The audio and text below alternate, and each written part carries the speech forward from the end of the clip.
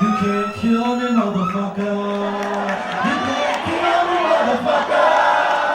You may try, but you will die. You can't kill me, motherfucker.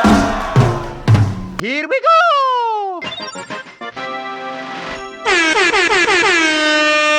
So, it's spring. Spring has sprung. Spring has sprung. There is no football. The AAF even collapsed. It sure did. And fantasy baseball is around. And basketball playoffs. And hockey playoffs. If you care about that sort of thing, we don't. No. So instead, we're podcasting about the draft. Woohoo! So, we're trying to do this more regularly now that it's 2019, leading up to the season and giving more content for our league, but we're also trying to make this like a broader podcast. Yeah. Something where like we can bring in, we can show it to anybody. And we're just having fun with it. So today we're going to talk draft. Draft, free agency. Free agency. Shit's been going down. Mm-hmm. For our specific league, we're going to talk rule changes, but I think it's interesting for anybody because some of my ideas are a little quirky. Totally.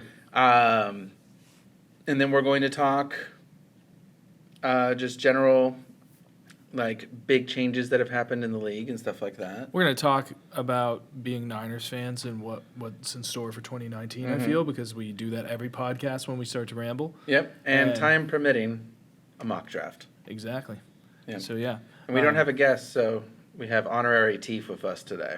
Quick question. Is that, who's that? Alexander the Great? Who's this supposed to be? I really should know. Right? Teef gifted it to me on his last day. That's my best guess. He is great because he's wearing a Giants cap. Exactly. Podcast land out there, send in your tweets to @we don't have a Twitter yet. No. But send it to @we don't have a Twitter yet. Yeah. Which which famous old person this is. Yeah. Yeah. Also, we'll be drinking beer because that's how we do. That's the main excuse I feel for doing the podcast is being able to get together and drink beer. So that is my favorite part. Last but not least, don't forget about your announcement for potential renovations for 2019. I know I'm excited. So here at the office, we have a new podcast studio that we'll be using more often. But for today, we're using the old standby setup where we move a bunch of crap around in my office and set up some lights. And yeah. I mean, Mike's been doing a great job with making this a fun studio. I think it's great for everyone. But I think you're underselling it a little bit. We got TVs. We got monitors where you can pull up info as we need it. We're talking like those really legit mics that look like they're in a recording studio, an actual recording studio. Yeah, it's an actual radio style studio. And while we're filming it, we'll be using multiple cameras instead of just this single angle. And I'll be live switching the camera angles as we talk so that I can release the podcasts the same day we film them. It's going to be sweet. So we're going to feel official. We'll have like weekly podcasts next year for our league and beyond. If we want to. If we want to. We can take weeks off. We know you'll come. We know you won't. We know you'll come. So, with that being said, I think you wanted to launch into one of the biggest free agency stories. I just wanted to have some fun.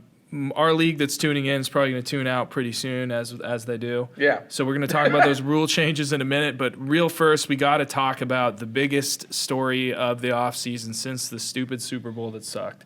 It did suck. Yeah. Is Odell Beckham to the Browns. It's just like, let's go. Let's hear Mike's instant reaction. Yeah. Did you see that coming? What are the implications? What the fuck? I didn't guess the Browns. Right? I was home hoping for the Niners. I think a lot of people really saw first it was Antonio Brown, in a Niners uniform on his Twitter, being like, yo, come at me. And then that doesn't happen. So it was like, okay, if there are trade rumors happening, the Niners are making calls. They're the one team, even though the Giants are insisting, we're not, fielding calls. We knew, if there's anyone, it was the Niners and a couple suitors. But, for the Browns and John Dorsey to pull this move, it's, freaking shocking. Yeah. It makes the Browns very interesting. They have, Odell Beckham Jr., they got Baker Mayfield. And last year they were already pretty interesting. And then you add, the monster Kareem Hunt. And then monster. In two ways. We've talked about that enough, I feel. Yeah. But yeah, they're gonna be not the Browns for here, likely for here, and not for the next while. You know. Yeah. It's gonna be, we're gonna have to recondition our brains. It's kind of like the Warriors when they suddenly got all the pieces put in place. I'm not putting it on that level, but like No. over under on wins in 2019 for the Browns. I'll give them 9 9 as an okay. over-under point. I'm not saying they won't. I think get that's a more good than number. 9, I think it's a good I number. think that's a nice spot. Yeah, that's a goal for them. I was actually trying to look up the future odds for them, and at least for the Super Bowl, let's see where they are. Cleveland, and this would be like their odds to win it all. They're way up at 5th, which is insane right now. They're 15-1 to win their whole goddamn thing now that has taken place. That's really premature. Yeah. Like the Colts are underneath them. That's absurd. The Eagles are 18-1. The Bears are 20-1. I would take any of those teams over the Browns to win the Super Bowl next year. But, the point being is like this is going to have massive, sweeping, impact on fantasy football and on the NFL. So not just Odell. I mean, like they made really good moves. Like the Kareem Hunt was just like silly. Like we don't even need this, but here you go. Yeah, they really didn't. And they already have Jarvis and they grabbed a tight end too, Demetrius Harris. Yes, he's solid. And then as a football move, they got Olivier Vernon for like a really good guard, but they got Olivier Vernon, a pass rusher opposite Myles Garrett. So like they're making big moves. They didn't give up much to get Odell. Yeah. So it's like, okay. So see. Real quick, I have a personal theory that the Browns are always going to Brown though. Yeah. I just think they'll find a way. I feel like Baker is going to really be able to lead them out of that swamp. But how fast it happens remains to be seen. True. But it's Cleveland. I feel like there's something in the air there. Yeah. There's a lot of excitement in the air now for once. Yeah, that's true. We'll see how quick it could flip. But where would you in your quarterback rankings, where would you have Baker? That's a good question. It is hard right now. I know we're not like thinking about rankings, but like, yeah. Give me like top 5, top 10, top 8, top 12. Where in that? I guess top 8 makes sense. It does, yeah. Like, I'm still gonna put. I don't know. I think I'm gonna put Breeze ahead of him. Okay.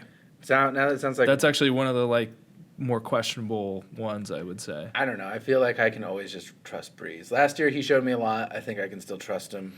Until he stops breezing. Yeah, I'm gonna keep assuming he's gonna breeze. You got Jared Cooks, so the Cookie Monster. He likes tight ends. Yeah, he does. I don't think I put Tom Brady above him anymore though. Hell no, he doesn't have any weapons. And he's 40. They tried to replace 42, Gronk with Austin Seferian-Jenkins, but that's not gonna do it. Right. So Andrew Luck.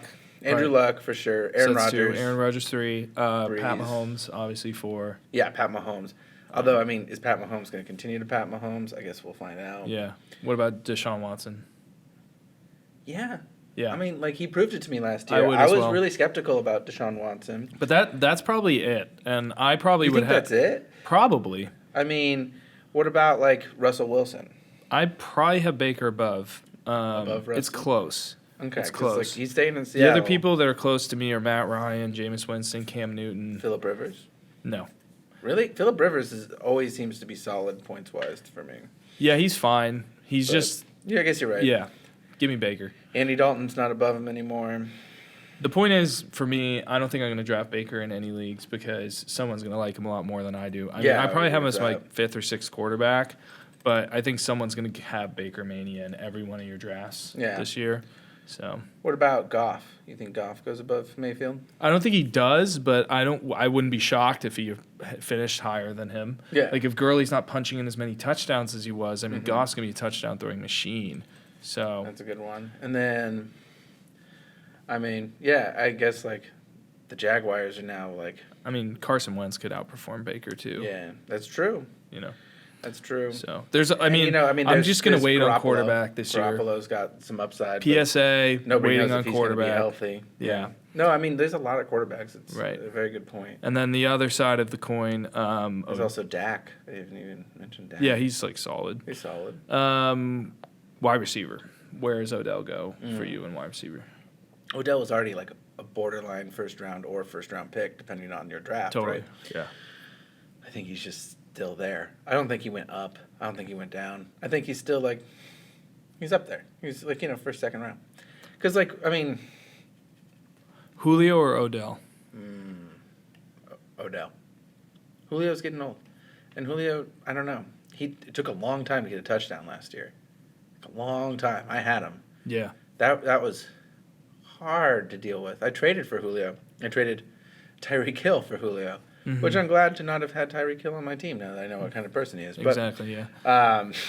At the same time, I really could have used some touchdowns. I think I made that point last year, but we won't even talk about that. Michael Thomas or Odell?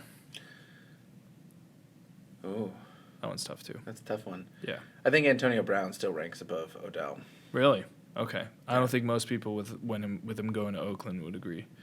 I mean, Because the difference in scenery benefits one and significantly impacts another. yeah, I guess my viewpoint on that is that I don't have a lot of faith in Ben Roethlisberger being great. I think he's just had a good scheme and good targets. He had Le'Veon Bell, Juju, and Antonio Brown, but this is still the same guy who had one of the worst Super Bowls a quarterback's ever had, and like hasn't always been like a knockdown, drag out like great quarterback. I think his coaching continuity and the weapons really benefit him, and at the same time, there was a time when Derek Carr. Yeah. Was really hitting Amari Cooper like a lot, and that was a really good tandem. And I wonder if they just fell out of sync. So I'm not saying that you're not right. I'm just saying I have kind of like a hope for that. That's fair. I don't mind Antonio Brown in the second round next year, I think. But, it's hilarious because I used to think Antonio Brown most, solid lock and load. Like, I take Brown, if there are no good running backs at the 5th overall pick or something, Antonio Brown. So it's, easy, book it, amazing production. True. But I never liked Odell because he's a bit of a head case. Yeah, he is. And now my brain is completely flipped because I feel like Antonio Brown is the guy that I worry about that is just going to cause a problem in the locker room or Odell is never going to not be that guy. But the more I hear about the guy, the more I realize he's probably just a little misunderstood. And he's a bit of a diva because he's an NFL amazing wide receiver, but he also does great things for fans and things like that. Yeah. And when I learned a bit more about that, that's when I was like, oh damn, I really wish this guy had come to the Niners because he could have really changed our outlook. But that being said, I'm happy for Browns Nation, and I would wrestle with Julio or Odell. I think I have Devontae Adams and DeAndre Hopkins solidly above Odell, and he's 3 to 5 for me. Okay. As he usually is. I mean, if anything, he should be ranked higher. So I can't. Do you think Juju jumps pretty significantly? I mean, right now at Fantasy Pros consensus rankings, he's 6 above Antonio Brown, which is, I don't think his numbers will necessarily. I mean, they're gonna continue to trend well, but his efficiency is going to go way down. And he had a lot of targets. He's going to have more touchdowns. There's just no way about it. I think he only had 6 to 8 last year, if I could guess. He's going to be up closer to 10. I have his numbers as 111 receptions on 166 targets, 1,426 yards, 7 touchdowns. So, and so, I mean, he's a transcendent talent. He's going into his 3rd year. It's great things. If you own him in Dynasty, which I do, you have to be pretty excited. Yeah. But, I mean, I can't put him in my top 5 yet. Okay. Yeah. Give him a year. See how he does. Yeah. So that was fun. Yeah. So on the other side, Golden Tate. We have to talk about Golden Tate to the Giants to replace Odell. Yeah. No, we don't. Okay. I was like, yeah, I guess we can talk about that. No, I won't fucking. They might need a quarterback to throw to him first. Let's talk about the league. Let's talk about rule changes. Okay, so I was listening to a podcast today, actually. Sure. And they brought up a good point. that I think is interesting. So with the new NFL, especially with the new rules, like after the coaching meetings, they had this new discussion where pass interference is now reviewable, even if it's a non-call, right? Yeah. And like the thing is, like, pass interference is still beneficial to the team that gets it, right? And so one of their discussion points was, should pass interference have fantasy impact? Mm-hmm. And I was kind of interested in that because it was like they weren't going to give the wide receiver the yards. The quarterback gets nothing, but they were talking like, what if a wide receiver who draws pass interference gets a point? Like, he benefited his team. It's not like a huge thing. And there's nothing worse than watching like a guy with like the ball in his hands and you're like, I just need these points, and then someone just like, punches him in the balls. And you're like, what? I was trying to remember that corner. Somebody Roby Coleman's him and just hits him before Tommy Lee Lewis and Roby Coleman. The reason this rule is going into place. Yeah, exactly. From the Saints game. We're gonna call it now. Somebody Roby Coleman's him. Yeah. And just hits him instead of trying to play the ball. Yeah. Yeah, it is pretty frustrating, but I don't. Get that out of my life. I don't want that part of my fantasy. You don't want that in your fantasy? Yeah. They did a poll online, right? Uh-huh. And so the three options were no, no way, and like everyone who said no way was super, super like passionate and pissed off. Okay. But then there was two yes answers. There was yes, he gets like a point, or yes, he gets the yards, and it was like 46% no, 46% yes, he gets a point. And then that last like 8% was plus the yards. So like the majority was like yes, something for pass interference, which we'll bring up to the league. We'll give them an opportunity. I don't anticipate that it will be a thing, but I just think it's an interesting little like wrinkle. Yeah, I mean, there's a lot of idiosyncrasies in fantasy football and fantasy sports in general. Like it's baseball season. We're both in a fantasy baseball league right now. Like the fact that like a walk is what there is. I think what is it? I was complaining profusely to Teef, our league manager, about like walks and aren't counted the same as like strikeouts, and stolen bases are the same as like if you get on base and you steal a base, and then you strike out on your next at bat. It's the same amount of points. It's a 0-pointer. And it's just like, why is it that way? Like, obviously, strikeout should be a negative, but, like, is it the same as stealing a base, moving into scoring position for your team? And as a football podcast, the point is, like, no scoring system is perfect, and we're always trying to make scoring systems correct. But, to, like, get penalty yardage involved is a little tricky. If anything, you'd need to have a multiplier, like make it half of the yards or something like that. Like, well, I wouldn't want the yards ever. I don't think you should. I think there's no way it should ever be the yards, right?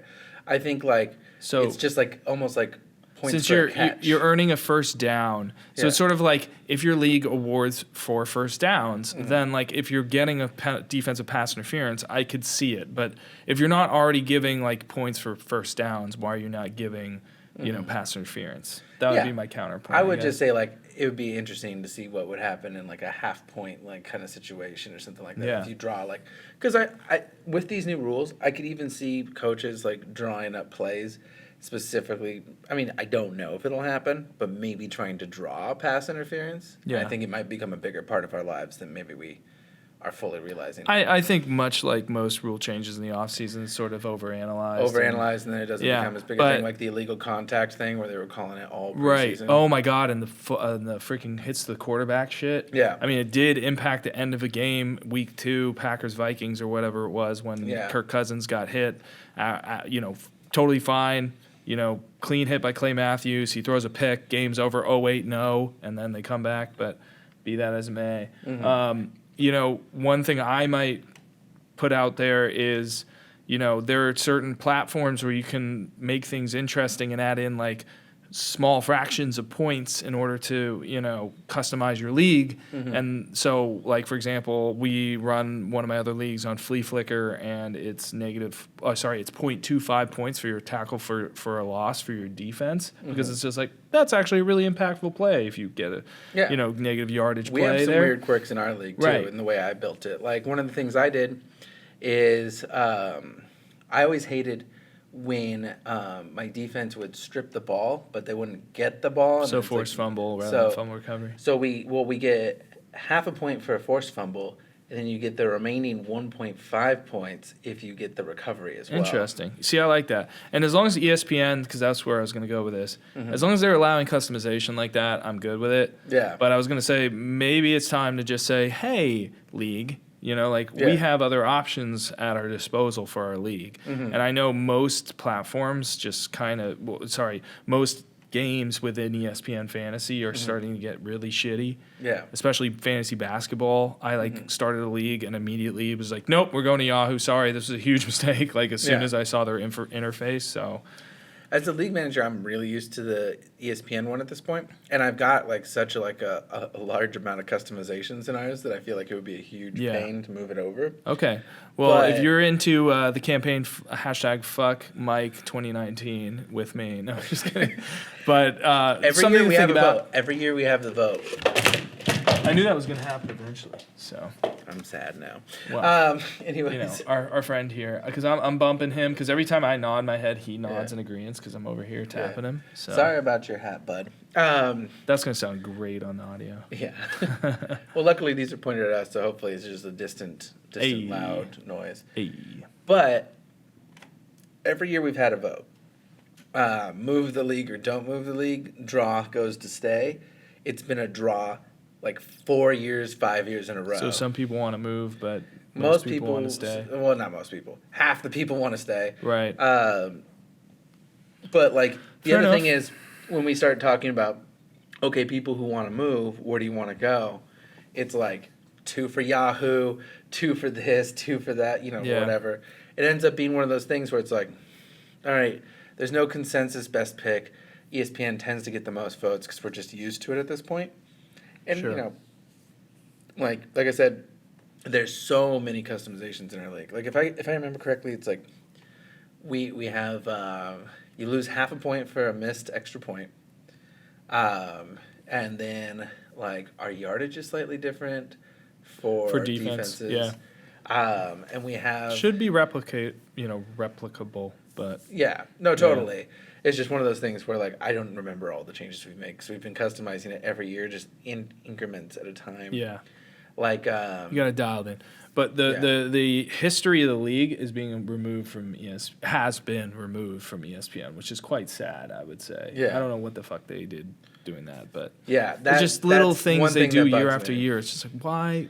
I liked being able to look back and see 5 years ago so and so won and had this record, and being able to pull it all up. Right. That was a bummer. I guess it must have been the storage thing, but with big data being such a big thing, you would think they would invest. Anyhow, I don't even watch ESPN anymore. Exactly. I try not to. They've ruined their own network. I only like to look at Max Kellerman farts on YouTube. That's basically what it's come down to. That was a good time. Yeah.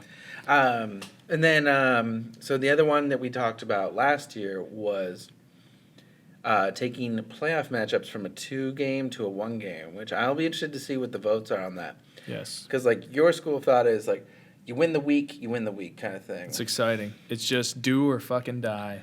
And my school of thought was, the real that winner 2-week wins out. matchup between you and Sean was really intense. It was intense. That one was actually the 2-week format made it way more exciting because Sean had a down week. You blew him out week 1, and then week 2, Sean came roaring back. I'm like, oh Jesus, is this gonna happen? And then right at the end, you pulled away. And it kind of was like Sunday Night Football where he had a bunch of guys going. He had Chris Carson, Pat Mahomes. And I like it was that. Fun. I like the excitement. I like the will they, won't theys of it. Right. But I could see the point of it goes both ways. I could see I win the week, or the other side of it, I had a down week. If I get 2, the best overall team should average out, right? The more matchups you get, the better.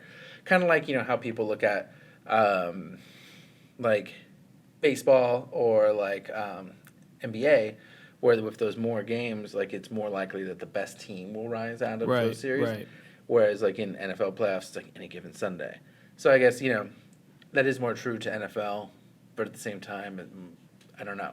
So I would be interested to see how the league votes on that. But Yeah, okay. So last year was a big improvement from the year prior because we eliminated week 17. Oh yeah, and, week 17 had to go. It was another great example this year of why you don't play in week 17. So that was great. Oh my God, this was a bad year for week 17. Exactly. So then we have the only drawback of the current system is that the playoffs, the playoffs begin week 13 then. And so your regular season is concluded by week 12. Yeah. So it's like, for the people that are like Cole, they're just like waiting for that like playoff push. It's just like there's less of that like time where I was people one game out. Yeah, can come back and make it into the playoffs. And with the 2-week playoff, you can only have room for 4 teams. Yeah. So That's true too. so my favorite proposal, and this would normally, so a standard 10-team league would normally be, without this 2-week playoff system, it would just be 14-week regular season, and then, 1 plays 4 in week 15, 3 plays 2, and then championship game, depending on that. Another way to do it with a 12-team league, normally, we could do this in a 10-team league, and it allows for more inclusivity into the playoffs, is, you're going to keep a single week matchup format, but in week 14, the top 2 seeds get a bye, and 3 plays 6 and 4 plays 5. You have 6 playoff teams. You allow another week into the regular season, and those first 2 teams, they get a bye. Yeah. And it's a really good feeling to be like, okay, sweet. Like, I am playing for week 15 and 16. You're definitely getting money that way, pretty much. Pretty much, Yeah. exactly. So it's like the regular season matters. There's more people that make it. It's better in a 12 team so that it's half the league. But if it's 60% of the league, I think it's fun because people like Mike would have made the playoffs this year. Yeah, and I could scored have more made than noise. everyone in the playoffs in the first round. Yeah, and you deserved to make it probably more than Pat did, because Pat got off to 5-0 and then squeaked in or whatever. So That's true. But I mean, at the same time, where did Pat finish? He finished 4th, huh? He did. He didn't win it, end up in the money. right. And then Hooven almost had it. How did he not end up in the championship? Did like Sean beat his ass, or did like he barely lost to Sean, right? I believe I beat Hooven in the first round of the playoffs, but I can't No, recall. you played Pat. Did you guys I? had a hella low scoring game. Yeah, that's Ah. right. And then Sean and Tim both scored a crap They duked ton. it out? Okay. Yeah, that's exactly how it went down. Yeah, Gurley was starting to like let me down late in the season. So, anywho, But yeah, so that's an interesting. I actually like that because that also brings us back to 13 weeks. Exactly. And I've always managed to kind of squeak in, like because of week 13 victories. I feel like having one less week kind of actually ended up. right. I don't know if it's how I draft. I don't know what it is. I tend to get hot really close to the end of the season. Yeah. I don't know if it's like just the types of players I pick or. What I it just is. think more football for everyone in general is great and like preferable. So like that's why I don't like the 2-week playoff system, because then it's just like 60% of the league is just watching the top 4 for 4 weeks. Like Yeah. that's kind of lame. You sold me. Yeah. So I didn't think you could do it, but you did. So like normally it'd be the 14 weeks and then the 1 off. That's pretty fun too because it's just like win or die. Yeah. Like go.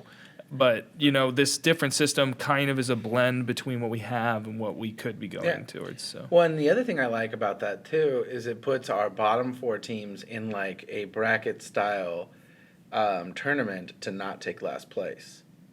And their games matter more because there's always like 5th and 6th place game in our league where it's like they can't win the league and they can't lose and have to wear the shitty t-shirt. right. So their game is meaningless. It makes that meaningless game meaningful and rewards the top seeds a little bit more. And then it punishes the bottom seeds a little bit more because they're in a more like condensed bracket for last place. Mm-hmm. I think I like that a lot more. Yeah. I think it makes it way more exciting for the playoff structure. It's a good time. It's the way I've had it done in my 12-team league since I've been in my favorite league that's dissolving after this year. Stay tuned for Tim's Dynasty League coming 2019. But I've never done a Dynasty League, but I would gladly do I think it. we're gonna get one going this year. I'm but into that. like, look at this shit. I'm on ESPN right now. I'm trying to look at our league history, and it's Super Fantasy Bros has not been reactivated for 2019. So I'm like sitting here trying to click into things, and ESPN's like, no. Yeah. And they were last time I logged in a couple weeks ago, they were like, we're renovating the website right now, which I guess I'm gonna give them like they need a time where they're going to be able to do that. But I literally couldn't look at anything. And now I'm here, and they're like, we're going to be making consistent updates over the next few months. So keep out for lots of big improvements, which haven't been improvements, on their other platforms. So I'm just like, Yeah. come on, man. Come on. I'm looking forward to it, though. I'm excited. I'm so excited for 2019. I think it's going to be a good year for football. Yeah, we should get into free agency and draft talks. I'm down with that. The draft is in 9 days, my friend. I'm going to try to finish this before then. Right? I make no promises, but I will try. We're going to be here day and night. You're going to watch our beards grow before your eyes. I love it. Yeah, I think we should start free agency and then move into To draft talk. and Yeah. then go right into mock drafting. Sounds good. Although mock drafting, that's going to be weird. None of the rookies will be there yet. True. Ooh. So we'll be drafting not knowing. I wonder, are they even in the pool? That's a great question. We're gonna look into that at our next commercial break, which I think should happen now. Now's a good time to take a commercial break. And then For we'll our hop right back commercial sponsors that don't exist yet. in. Beer. Does a body good. We're back. We came back. Cheers. I have one. Cheers. Oh, wait. And I have two. There we go. 2 beverages. Got to be ready in times like these. Mm-hmm. I just don't want to get up again. So I think we're going to launch right into free agency talk. Let's go. I think the biggest name that we didn't talk about, because we talked about the biggest name moving, was Odell Beckham. But I think the biggest name we didn't talk about was Le'Veon Bell, right? And it's only not exciting because of where he went, because it was Le'Veon Bell was like Jordan's 2nd overall pick last year. I know, and then he didn't play. Right. Which is really, I think if Jordan had Le'Veon Bell, and Le'Veon Bell was Le'Veon Bell, Jordan could have been in playoff contention. Absolutely. Although, as we discussed in the last episode, Jordan do better. Yeah. So you can't win your fantasy draft. You can't win at the draft. You can only lose it. Yeah. And Lev Bell was the case for that. And now he is a New York Jet, Mike. I mean, instant reaction. Honestly, a lot of people are very down on it, right? I would imagine for fantasy value. I'm not excited about it. But I've always kind of had a Jets running back on my bench, and they've been good fill-ins. I wonder if they had a really good running back, if they could make something out of that. The thing is, they're like a bad team. You're and right. by the way, we're going to try to fire through these quite quickly. This will be one we talk about a bit more. But they're like a year or two away because Sam Darnold's showing promise. Mm-hmm. It's just they don't have an offensive line. They don't have a great defense. They have a couple pieces. But it's just they need to fill holes. And it's when you have a marquee back with a suspect offensive line That's and true. a worse team, it's you have to project him to lower than, obviously way worse than, he's been used to working with the Steelers offensive line. What he's going to find in New York is not what he had there. That's true. What do you think his draft spot is? Off the top of my head, and I'll look in a minute, but I would draft him in the mid-second. Okay. I don't think I would take him mid-second. But I think if I could get him in the 3rd, that's a nice value. I think he's worth that 3rd-round risk for me. Survey says we got him at pick 10 amongst No. off-season experts, which is 22 experts right now, April 16th. I highly disagree So with if that. he was at 15, 16, I'm thinking about him. Yeah. I can agree with that. But let's look at who's available at that spot. Nick Chubb's at 17. I'm taking Nick Chubb, regardless of the next guy we're going to talk about. Yeah. I'm still taking Nick Chubb over Le'Veon Bell. That might be a little crazy, but I really, really believe in Nick Chubb's talent. And while Le'Veon might get more carries, I believe in him more. Joe Mixon, Le'Veon, I'm probably taking Mixon. That one's close.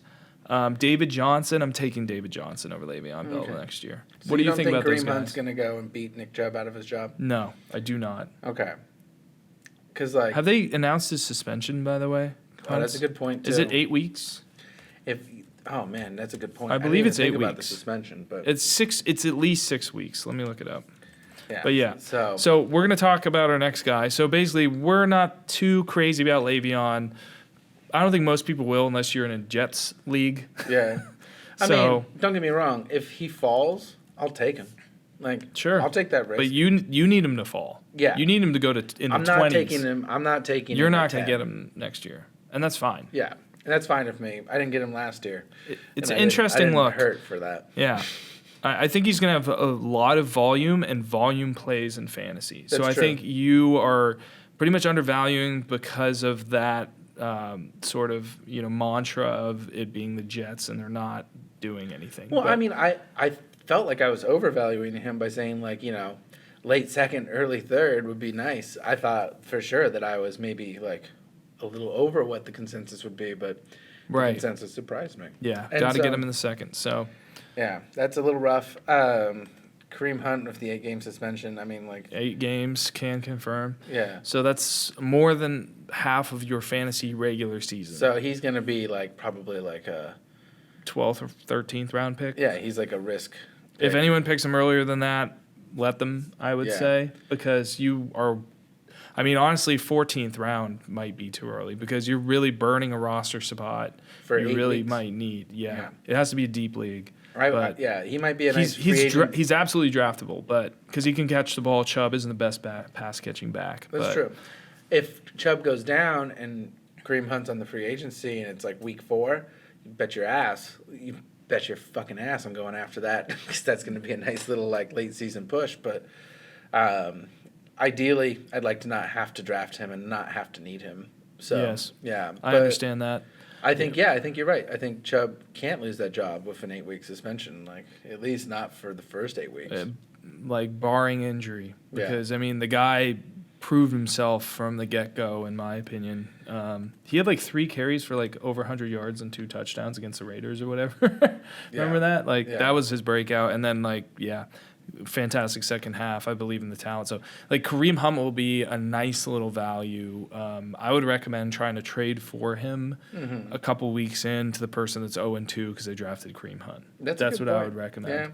What about Carlos Hyde? So that's yeah. the next one on our list. We here. dovetail Carlos Hyde with Kareem Hunt because he's going to Kareem Hunt's old team, the Chiefs. Yeah. So that was like sort of a cheap, easy signing the Chiefs could make as an insurance policy to their, what's his name, Damian Williams investment? Damian Yeah. Williams? I think so. He's a Williams. D. Williams. They have I They believe have Daryl Williams and Damian Williams. And Mr. Damian proved to me that he's not awful like I thought he was when he was on the Dolphins, because he was Yeah. awful on the Dolphins, and he showed some burst last season that was like very surprising late in the year. Was just the kind of piece in their offense that they needed when they lost Kareem Hunt. So I was really impressed but surprised. I think the team was impressed and surprised. So that's why they go and pick up a guy like Kareem Hunt on a cheap deal. I can actually Carlos Hyde, you mean? yeah. They go and get someone like Hyde, where it's like, okay, proven veteran. He's got carries, but he's still doing it well. They did a 1-year, $2.8 million deal, so it's like, get in, get out, like easy. Yeah. And they can potentially draft a guy this year or next to fill in afterwards. So, Yeah, but as totally. far as we're not talking about Carlos Hyde himself, because we're not too excited about him as a fantasy player, are we? I don't know. So this is the thing I've always felt about Carlos Hyde. When he was on the Niners, I kept thinking like, this is the year. This is the year. This is the year. And obviously it's never been the year. It just hasn't happened. And I've always been pretty down on Carlos Hyde. But one of the things I've always believed is that like passing can open up like the run. And like Carlos Hyde really didn't have a lot of great opportunity in the Niners. And then he was on, who did he go to last year? Was it the Eagles? No. He went to the Jags. Jags, you're right. Yeah. And then he got traded to.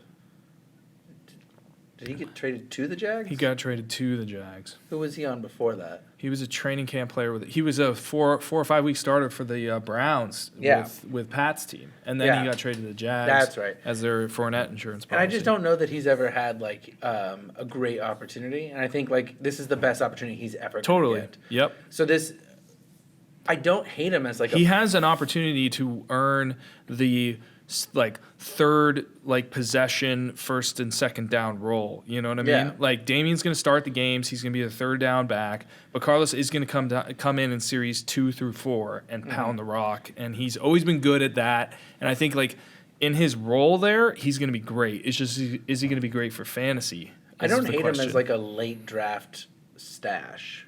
I mean, if the team is as good as they were last year and Yeah. they're up 20 and they're just running Carlos Hyde in the fourth quarter, Yeah. that's easy money for fantasy. Exactly. That's why I don't hate him as a late late round stash. I think he'll be definitely undervalued next year Yeah, I because of think the so. system he's in. That's what I'm saying. So like I think he's a nice sleeper, but I don't think anyone's going to win the league with Carlos Hyde, yeah. right? And he's not. The nice thing is if you like Damian Williams, you can still take him in the third, potentially fourth round. I'll take a quick look where he's going right now. Mm-hmm.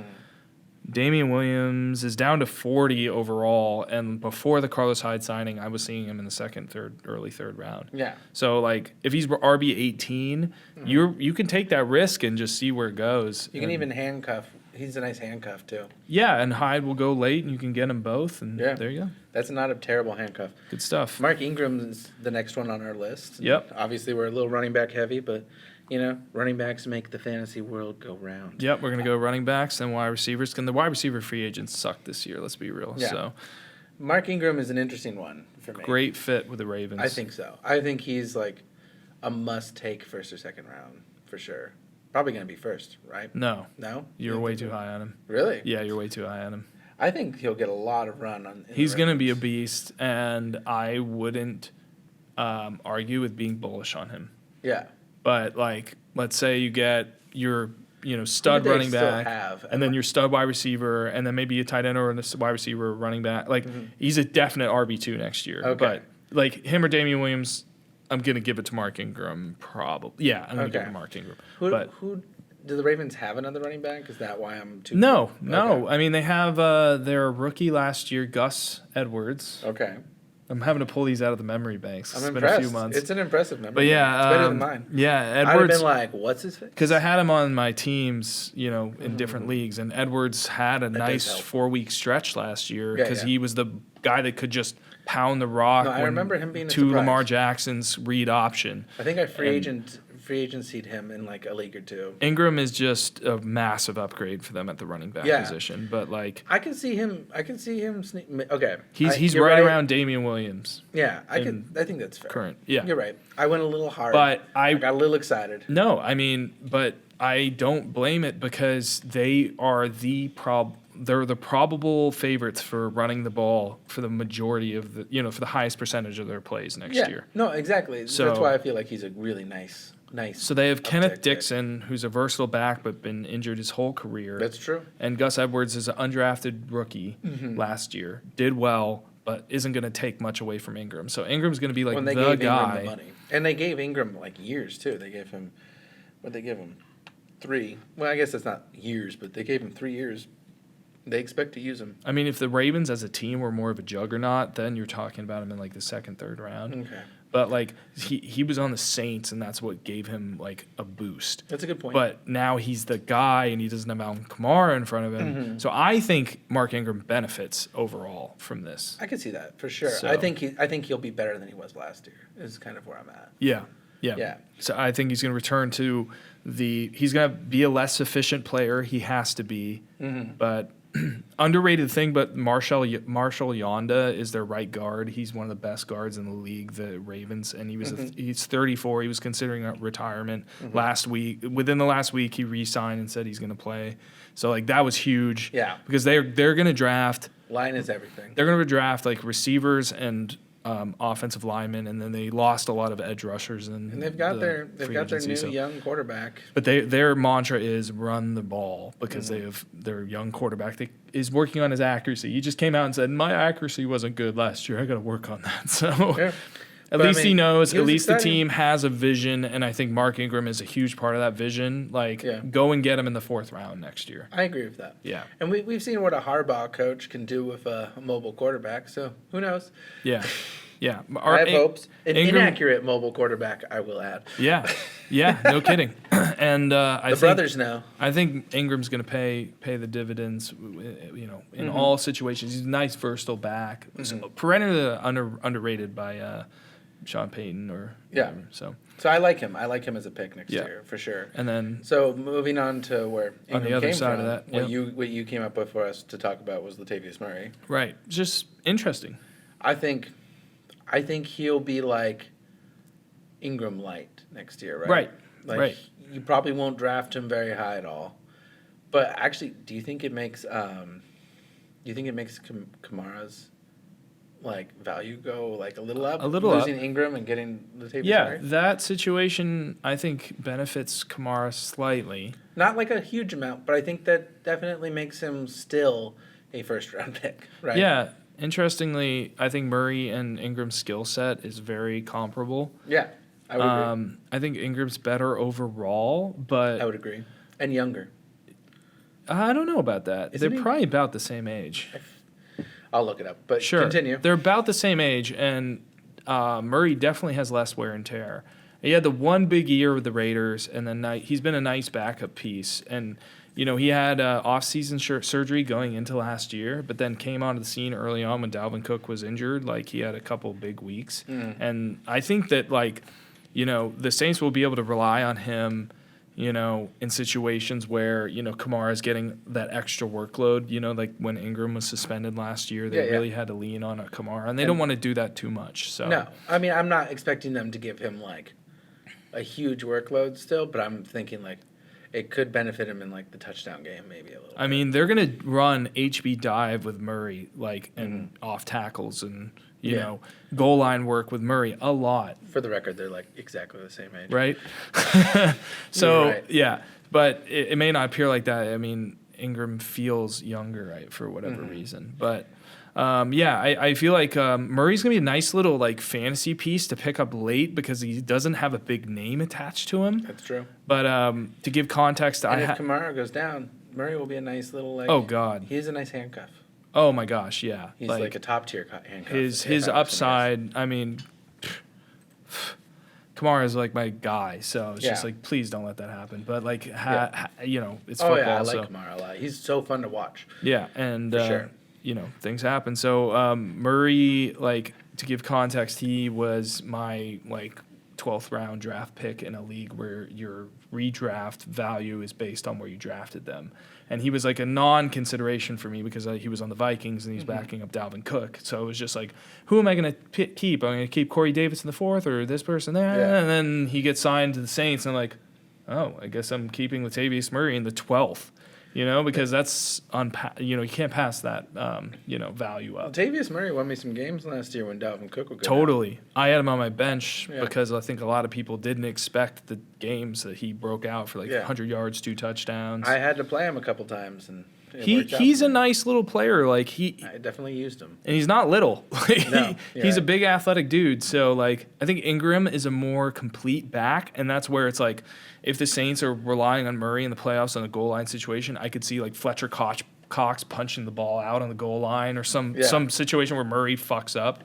Because I don't know how amazing of a back he is, but That's true. he's a solid, cheap piece for them to build off of. You think the loss of Latavius Murray helps Dalvin Cook's value next year? Yes, I think I have to assume. Yeah. Yeah, I mean, I think that means they're all in on him at this point. they have Mike. They have these. I like him a lot. They have 2 undrafted free agents, Mike Boone and Rock Thomas. That are good, but I mean, they're But they're not going to undrafted take free carries agents. from him. Yeah, they're So, not going to take carries from Yeah, Dalvin. Dalvin is the man next I year. I Also on that same drafted team, Dalvin last that year. trade for that the free agency signing for Latavius Murray benefited me so much this league. I'm just like, anyway. So the next one is kind of a Mike special. I kind of added him in Yeah. because I was kind of interested in it. you take the reins on this one. I've always liked Isaiah Crowell. Isaiah Crowell, everyone. I like him. I've always liked him. Okay, speak think your mind. I like watching him Let me give run. you a nutty stat while you go to. You do that. Yeah. But I like watching him run. I've always liked watching him run. Like I said earlier, I've always kind of kept a Jets running back on my bench because you can get them for such nice value, but they're not untalented. Isaiah Crowell would get me points when I had to start him. Now, granted, he also had some abysmal games, but when I had to start him for whatever reason, I just felt that luck with Jets running backs. I've always had that. Right. It's a weird, not I can based never on hit that luck anything. value, man. Yeah, it's not based on anything traditional or stat based, but I just Jets running backs sometimes get the job done for me for whatever reason. What makes him an interesting thing for me is I feel like the Raiders went all in on Marshawn Lynch and had some nice younger running backs. Yeah. I think this kind of shakes that up. I think they still have I can't remember his name, but they have a pass catching. They got Jalen Richard. Yeah, and then they have another guy. Well, who's DeAndre very- Washington, I think, is out the door. Yeah. So from what I remember. So I think this changes their whole thing. Like I think does that mean Marshawn Lynch is done in the league, or is he going somewhere? And like, cause I still think he has something in the tank. He still shows some stuff, and I really honestly think the Raiders just didn't know how to fuck to use him. Yes. I 100% like, cause like when last year when they were having problems, I kept saying like Marshawn Lynch, it's gonna happen. I think he's gonna like, cause what we would see in games is if he got to run and run and run, he warms up and then he goes beast mode near the end of the game, right? Right. I would love to see Marshawn Lynch get into a situation where he can actually do something. Yeah. And I think Isaiah Crowell basically makes it so that there's no way Marshawn's coming back to that team at this point if they're high on him. So I think what happened with this whole situation is that Marshawn was kind of holding the Raiders hostage with going into the draft because he isn't committing to playing next year until he sees what they do in the draft. That's what I heard about. Yeah. So, like, it's not a surprise to anyone that the Raiders want to get hey, Marshawn, if you're going to play this game with us, we have to, like, make a contingency plan. Yeah. So, like, that, I think, is a big part of the signing of Crowell is just like, okay, like, whether or not you're here, Marshawn, like, you're our guy, you know, but that being said, like, we need to be a football team that's making decisions that are going to benefit our team. So, I agree with that. So I also think he could be good. I know that's maybe not like a popular opinion, but I'd see him as someone who, like, given the right situation and if they really lean on him, he could get them some nice bruising runs here and there. yeah, I mean, he is an interesting guy because he can do a little bit of everything. Yeah. He kind of reminds me of Latavius Murray in certain ways. He's not as shifty, but he's probably a more fluid pass catcher, and you know, he has game-breaking ability. He's scored some long touchdowns in his career. Oh yeah, you said in you had a fact, nutty stat on him. yeah, so 15 carries, 219 yards, and a 77-yard touchdown against Denver last year. Yeah. 23% of his fantasy started him points that in time. 1 week last season. Because he had 219 in that game, 685 on the ground overall last year. I didn't start him any other weeks, though. That was just like in this one league I was in, Insane. I needed him. It was very lucky. Like I said, I have weird magic luck with Jets running backs. Yeah. I don't trust them in a day in, day out start, but for some reason, their spot starts for me. This is why I are hate always Deshaun successful. Jackson, because I can never You can never rely get the on the Deshaun guy Jackson week. that's going to just be a start and hope. Yeah. And that's how, like, John Brown, who we're going to get to in a minute, is for me. It's just Okay. like I was starting him last year because it's like they were throwing downfield so much. He was like top 3 in air yards. Yeah. So anyway. So Golden Tate's not valuable anymore. Right. So I alluded to that. Huge signing for the Giants, Yeah. replacing Odell Beckham with Golden Tate. Yeah. Golden Tate, the guy who everyone like is always like, yeah, he's pretty good. What do you think Golden Tate's best attribute is? Because it's definitively one thing, and I'm interested to see if you know. Being an asshole. Yeah, that's it. Ding, ding, ding. That's what No. I've always thought his best attribute is. Yeah, Like being as a Niners fan, that's what he always was to me. Is an Golden asshole. Tate as a person, that is absolutely true. Golden Tate is a football player. It's yards after catch and breaking tackles. That makes sense. He's pretty fast. Yeah. Yeah. And what's interesting is Odell Beckham is a really good yards after catch guy and So breaking they tackles. have like some comparable. But Golden Tate in the last 3 years is like the best yards after catch, led the wide receiver position, and it's not very close in broken tackles. He's just really a menace in the open field. One thing I do remember about him as a Niners fan is A, like what I mentioned, he's an asshole. But B, I do remember him being kind of. I remember him making some boneheaded plays. Like, As a Seahawk, he did. Yeah. Now he's a seasoned vet. Mm-hmm. When he went over the Eagles, he made a catch where it looked like he got cracked and, like, hopefully not concussed, but he got banged up on a play and, like, you know, just but he put his body on the line for the team, and Yeah. he seems like he's a gamer Seems like and he's- an asshole. yeah. But you know, I mean, how many wide receivers are assholes? Like, I mean, like specifically, fair. a lot of them. We don't play the game for Antonio the warm. Brown. We don't play fantasy for the warm and fuzzies. The players. No, do, it's true. per se. Antonio Brown, kind of an asshole. Yeah. Before that, Steve Smith Sr. used to punch his fellow teammates in the face. Right. Terrell Owens. Yeah. The list goes on and Crabtree. Yeah. But I think if you can catch the ball, you can be an asshole. But let's see. Tate's fantasy value is like obviously like lowest it's been It's because very it's dependent Eli on what the Giants and do. The Giants just re-signed Sterling Shepard to a big deal, like as a wide receiver number 1. So like they're still I don't know what their plan is. I don't know what David Gettleman's doing. I'm thinking they draft a quarterback in the first round, though.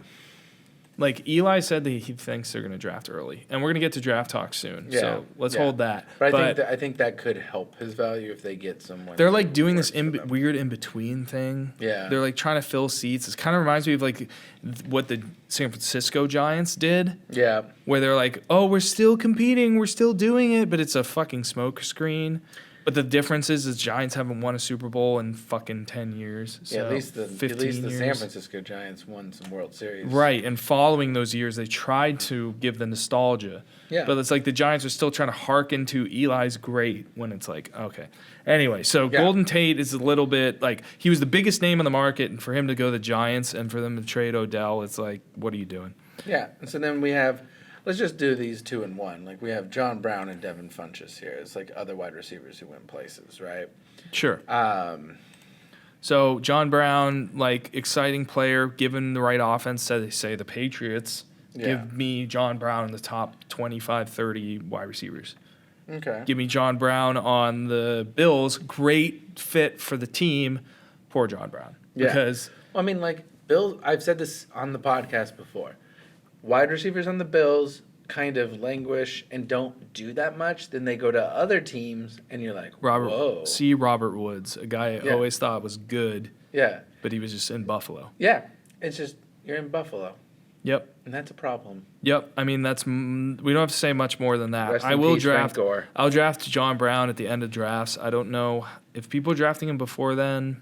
That'd fine. be crazy. I don't think it's crazy, but they have Zay Jones, Robert Foster, and John Brown. Zay Jones is more of the possession slot guy. Robert Foster does pretty much the exact same thing that John Brown does. Yeah. He's just younger and more unproven. Yeah. So like, John Brown's going to have the first shot, but like you're getting Josh Allen targets. That's like less than 55% of your targets are going to be completed. Yeah. They're down the field. Yeah. But Josh Allen's a great fantasy player as himself, not as a passer. Yeah. So that's all we need to say about that. Yeah, exactly. And then we have Devin Funchess as the other wide receiver on this list, and I like Funchess. I kind of think it's exciting. I kind of do too. I've drafted Funchess a number of times. I used to draft Kelvin Benjamin, then he moved on, and I was big on Funchess because he's like, he's big, he's rangy. He's not a terrible route runner. No, yeah, and like he's poor man's Hakeem Butler. Cam that has we're to gonna throw talk to about someone, but for some reason it was never Devin. Like it just. Well, Devin was like always have a 4 good for game. 60. Yeah. 4 for 60 and maybe a touchdown, and there was like a stretch where he was getting a touchdown like every game. But I always thought he would get more. Like I always thought that he had that in him, and I think like being in a team with a, let's face it, way better quarterback, because like Andrew Luck. So, very quick aside. I have a friend who was of the mindset that Andrew Luck was a bust before last year. Wow. And I was like, how can he be a bust if he's been in the playoffs? Like, you can't. And then he was like, and then he mentioned, what's his name? Butt fumble. Mark Sanchez. And I was like, that's a valid point. But I still think Andrew Luck is infinitely better than Mark Sanchez. And Mark Sanchez was actually good at the time that his teams were in the I don't know what Championship. happened to him, but that's another story for But another day. but like it's not the same thing. Luck actually elevated his team. I think if you win playoff games or get your team to the playoffs, you automatically can't be a bust anymore. I think that just should be a law. It's a stupid law, but it should be. Depends what you have, and Luck doesn't have much around him, except for the team is and then finally he comes coming back around. last year, and he was like the comeback player of the year last year. Right, he played well and better every game, and so it's Yeah. exciting. So pair that with like you got your downfield threat with T.Y. Hilton. Yeah. You have nice tight ends. They have 3 tight ends that are pass catching tight ends that will be used, to move the ball. And then you have another big target in the red zone. I mean, they had Ryan Grant as their wide receiver 2 last year. Yeah, and they eventually replaced him with Dontrell Inman, who actually turned into a good player. So like Dontrell Inman, Devin Funchess, it's actually not that far off, but Funchess is clearly the better player at this stage in his career. He's like a third-year player, second-round pick out of Michigan. He never dominated, but he's just like 6'4", and he can catch a back shoulder throw that's accurate. He can be James Jones. He can also run a slant inside and beat a and a good quarterback can elevate a wide receiver's game exactly numerously. So I really think that he is a very nice mid-round pick. Yeah, he's bankable for 60 catches, 800 yards, and 6 touchdowns. That's bankable. So and then it's can he get to 70 catches, 1,000 yards, 8 touchdowns? Very possible. So do you think he's wide receiver 2, or do you think he's more flex? I think you can get him in the flex for sure. Okay. I would put him at wide receiver 34. So that would put him as a wide receiver 2 slot, being in the top 40 or 50. Yeah, I mean he's in the top 40 for me for sure. But you think if you have a really good team, he's more of a flex pick? They have him at the back of the 40s. So yeah, if you could get but him as a flex they have pick, him they have him amongst amongst a bunch of bullshit, and this is just a terrible ranking in my opinion. Okay. He needs to be way higher according to where the experts have him. I will call out the industry right here because they got him at 115, wide receiver 49, and then they have I like Pettis, but the wide receiver 36 and 30 spots higher than Devin Funchess. Yeah. I don't know. And not just him, Cortland Sutton. I have Cortland Sutton. I love Cortland Sutton. And Golden Tate, we just got to talk. And Shepard, they don't know where to place them. Will Fuller's coming off an ACL. Why are you putting him at 84 and Funchess at 117? That's a very good point.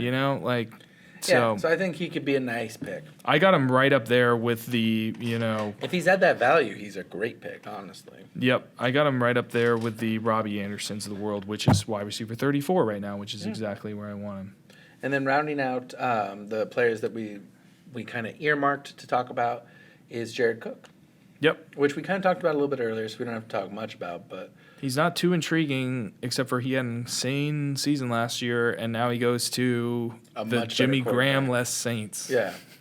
And they've been looking for their replacement for Jimmy Graham for years. If it works... Now it's a poor man's Jimmy Graham. If it works, it'll work. If it doesn't... It won't. It won't. And it's a big difference between the two, really. Yes. But Jared Cook can run still. And Drew Brees can throw still. He's better than he ever was as a 20-year-old. He's a better 30-year-old player than a 20-year-old player. That athleticism that never came to fruition with him. Yeah. Now he's learning to catch and play defenders, and he's a nice little seam target. You know who throws a great seam route? Drew fucking Brees. Yeah. So it's a nice threat. He had those stop-offs, and maybe those even benefited him, I would imagine. Stopping in Green Bay, working with, Aaron Rodgers for a short period of time, stopping in the Raiders and seeing what dysfunction truly looks like, and then going to a high-class organization that actually knows how to use a tight end. Right. Because, I'm sorry, Green Bay, I love Aaron Rodgers. I think he'll finally get to show who he is now that they got rid of fucking that McCarthy. almost should be a free agency talk in of itself. Yeah. Oh, my God. I feel like they've constantly screwed Aaron Rodgers out of his potential over there. But that's another story for another day. Yep. But I feel like this is his opportunity. It's either Jared Cook, now's your time, or you're never going to be quite... Well, he had a hell of a year last year. He for sure. He proved himself as far as I'm concerned last year as being a solid at NFL least top 10 player, for not sure. a disappointment like he was when he was a Ram and a Titan or whatever. Yeah. So, but this is his biggest chance. So where do you got him on tight ends off the top of your head? Man, tight ends are weird now. Right? Hunter Henry's back. No Gronk anymore. No Gronk. Yeah, we wanted to mention that. Yeah. So we'll talk about that in the draft, what the Patriots will do with that. Yeah, for sure. I don't think he's above Kittle. No. I don't No think way. he's above. Who's No. I mean, obviously, you got Kelsey, Ertz, Kittle. Those are your first three guys, bar none. Yeah. Then it's probably O.J. Howard if he's healthy. Yeah. Henry if he's healthy. I'd agree with this. And I think Cook slots in right behind those two. I would take Evan Ingram before them. Okay. And then Ebron is ahead, but I would maybe take Cook. I think It's a bit of a I would risk. take No, Cook. actually, I would take Cook over Ebron. over Ebron and Yeah. and Njoku? yeah, I'd take him over Njoku. Really? Yeah. Okay. Yeah. I tend to go upside guys. That tends to be my draft strategy. So I look at Cook and like that value, like if he slots in down there, I might let like those guys, go and then get him, but like personally I would value him above them.